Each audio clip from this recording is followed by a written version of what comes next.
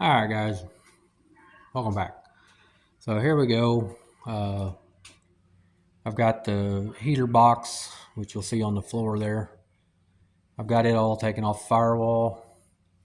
Didn't really have a clearance issue. I actually had this motor in there before I took all that off, but I'm going to put probably not a vintage AC deal in, but I am going to put a knockoff in. So I'm not going to need all that stuff anyway.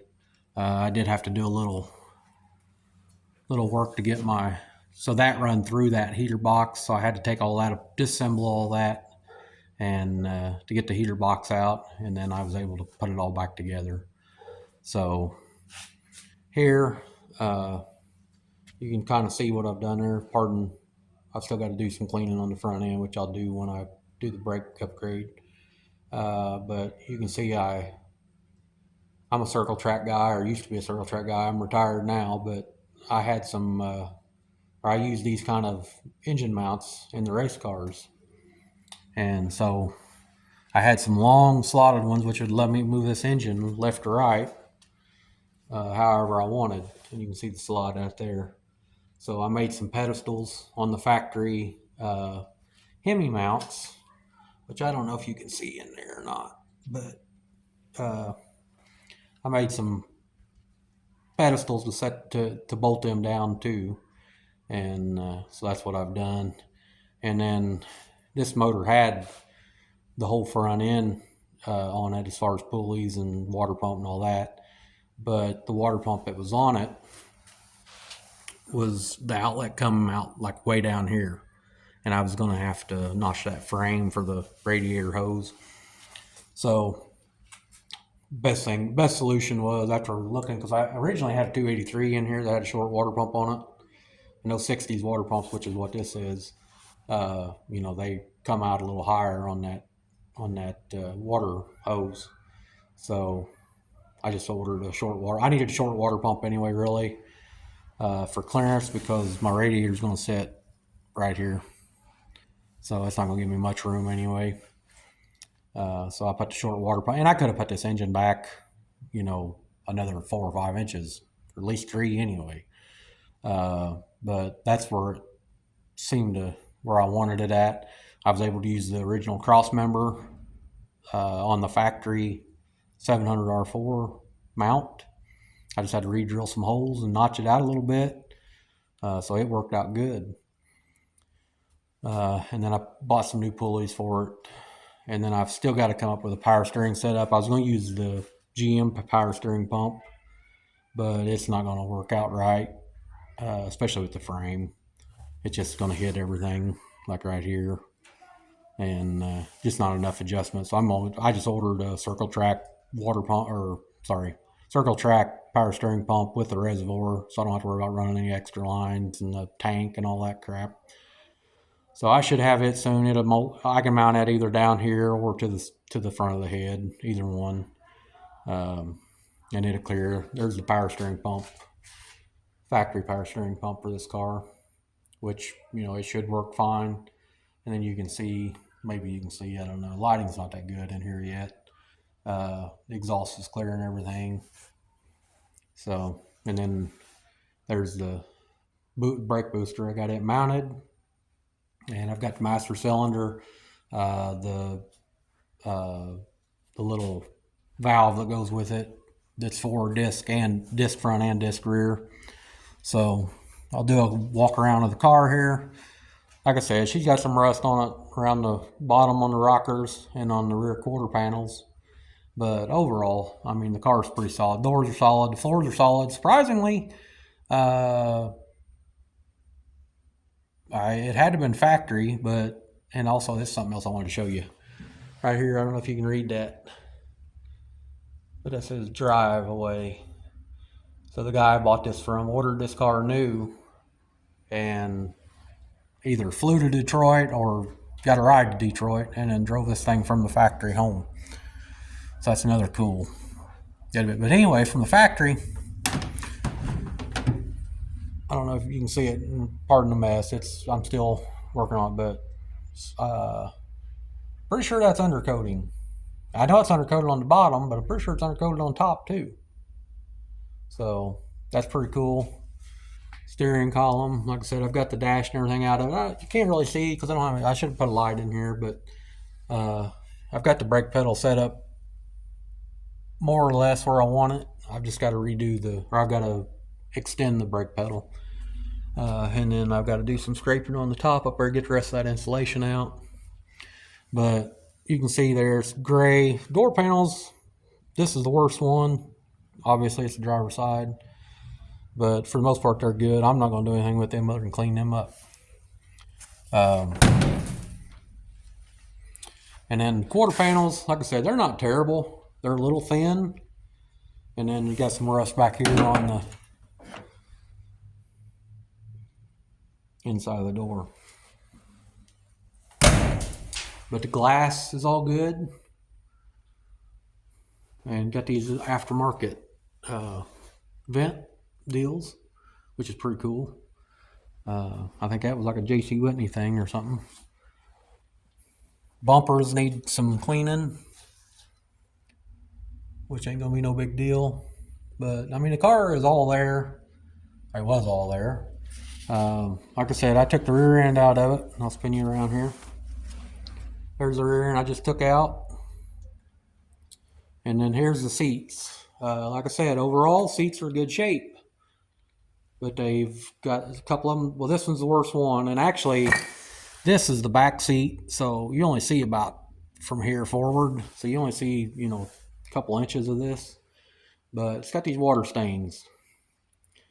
And if anybody watches this and they care to comment, if you've got an idea, I'm just going to try some Dawn dish liquid or something and some water and maybe a brush or something. I don't know. This material, I don't know. I don't want to get too aggressive with the material because I don't know if it'll rip it. So, but all the seats look like, well, they don't look like that, but they're all good condition aside from the water stains. So I am going to reuse them seats. The dash pad laying on top there, it's perfect. And then the carpet is down there below. I'm going to try to shampoo that carpet, but I'm most likely just going to buy it because I did say, like I said, you can buy the headliner for these and you can buy the carpet for these. And they're about $250 a piece. So it's not too bad. This is the 8.8 rear end. I got the rotors and everything off of it. Got rid of all the e-brake stuff. I just got to get the cables out. But I've got the levers and all the crap out.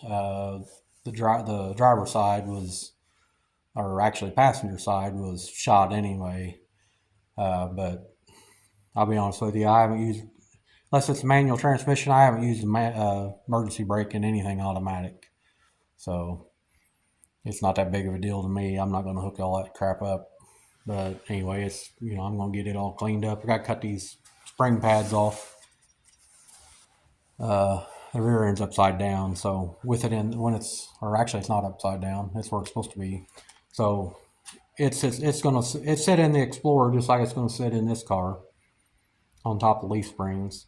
I don't know if you can see the leaf springs there.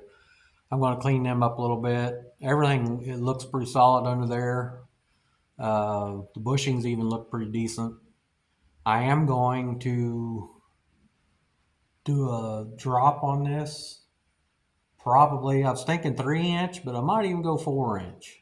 I don't know yet. I might buy both and try the 4-inch first and see what that does. Eventually, I'll probably air ride this, but that's another thing that I don't know a lot about. I know it's super easy. I've been watching some videos on it. It looks really simple. But right now, I'm just trying to get this car on the road and keep everything simple. That's why I went with that's why I didn't do anything crazy LS swap and all that stuff, because I don't want a bunch of power running everywhere. The only thing this thing's going to need power for is for electric fuel pump, because the block doesn't have a provision for a mechanical pump. But even if it did, I'd have to notch the frame out to get it to work anyway. So, but yeah, this is a torch.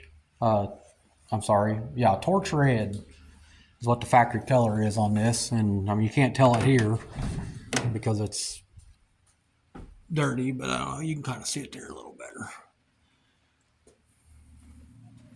And the Boyd Steelies that I bought, they are Baron Red, which is like a slight shade difference. And my goal was on this, I was going to buy some steel wheels and paint them up, sandblast them and paint them, and paint them the same factory color as what this is supposed to be, even though the car's not going to be shiny like that. I was going to at least make the wheels look like that. But I found these Boyd wheels, and surprisingly, I got them on sale for $85 a piece, already painted or powder coated, whatever they put on it. 15 by 8s. They had 15 by 7s, 15 by 6s. I mean, they had all the, I don't know if it was a closeout price or what. They may just be going all the 17s, 18s, and 20s and stuff like that. So that could be what's going on there. Here's the gas tank. Looks rough, but actually inside, looking in it, it doesn't look that bad.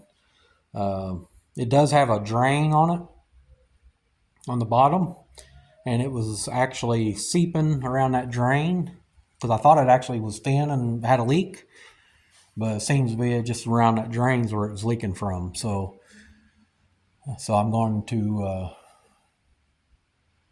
I'm not going to line it or anything like that. I'm just going to try to get it cleaned out real good. Probably put some diesel fuel in it and maybe a few rocks or something to shake it all up, get it all cleaned out.